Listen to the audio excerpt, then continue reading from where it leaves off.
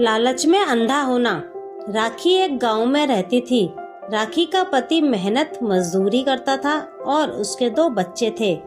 उसका छोटा और सुखी परिवार था, लेकिन राखी हमेशा दूसरों को देखकर जलती थी। उसे पैसों की बहुत भूख थी।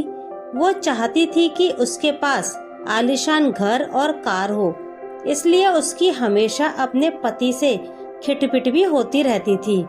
दूसरों के घर में हमेशा उसकी नजर रहती थी। राखी की पड़ोसन एक दिन उसे मोटी सोने की चैन पहने दिख जाती है। उसको बर्दाश्त नहीं होता है। उसको समझ नहीं आता कि उसकी पड़ोसन के पास ये मोटी चैन आई कहाँ से। वो उससे पूछती है, तुमने ये चैन कहाँ से ली? चोरी की है क्या? वो बोली, नहीं, मेरे साथ एक चमत्कार हुआ है। मैं जब जंगल के रास्ते शहर से आ रही थी, तभी एक बूढ़े महात्मा हमें वहाँ पेड़ के नीचे बैठे दिखाई दिए।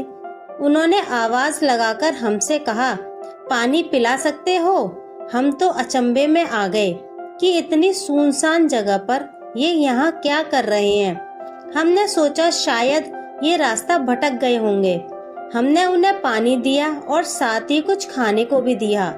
देखने में वो साधारण थे, लेकिन जब उन्होंने पानी पिया और खाना खाया तो उन्होंने कहा कि तुमने मुझे पानी और खाना खिलाया, मैं भी तुम्हें कुछ दूंगा। उनके पास एक झोला था जो खाली था, लेकिन उन्होंने उसमें हाथ डाला और फिर उसमें से ये मोटी चैन निकालकर हमें दे दी और वहाँ से चले गए। ये बात सुनकर राखी की आंखें फटी रह गईं।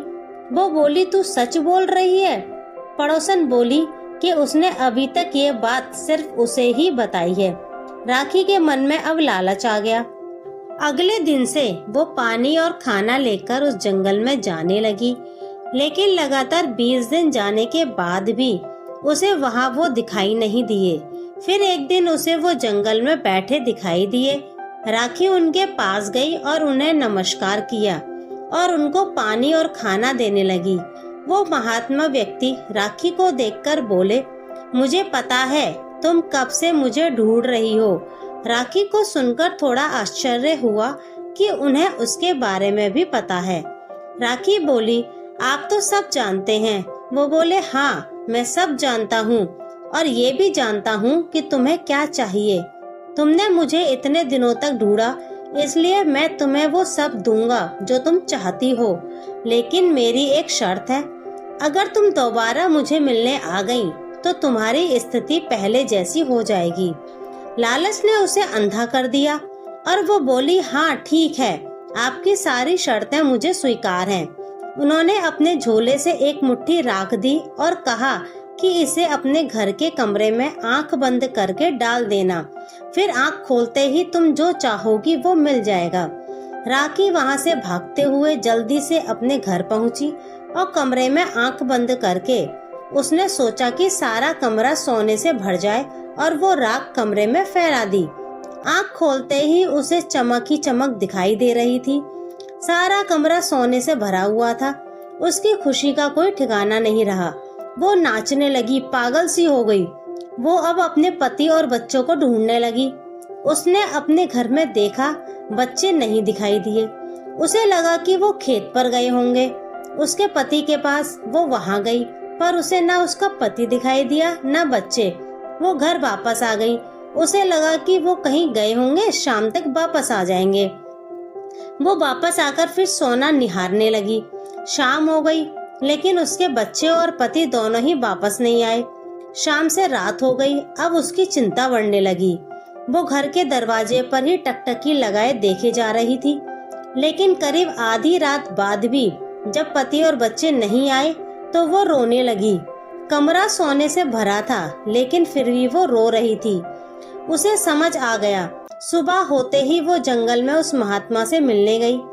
पूरा जंगल ढूंढा, पर महात्मा नहीं मिले। वो रोते हुए पेड़ के नीचे बैठ गई। वो महात्मा एकदम से उसके पास आ गए।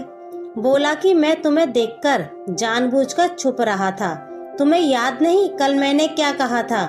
राखी रोते हुए इनके पैरों में गिर गई और बोली, मुझे कुछ नहीं चाहिए, सब ले लो, बस सब पहले जैसा कर दो।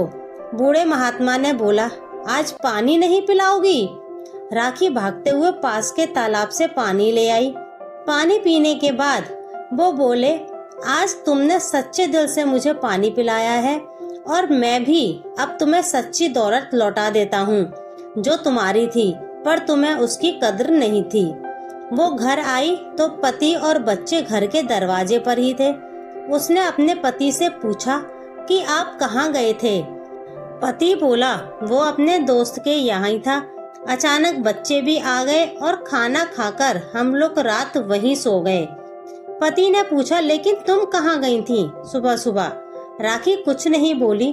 उस महात्मा ने राखी की आंखें खोल दी और सच्चे धन से उसे अवगत करा दिया।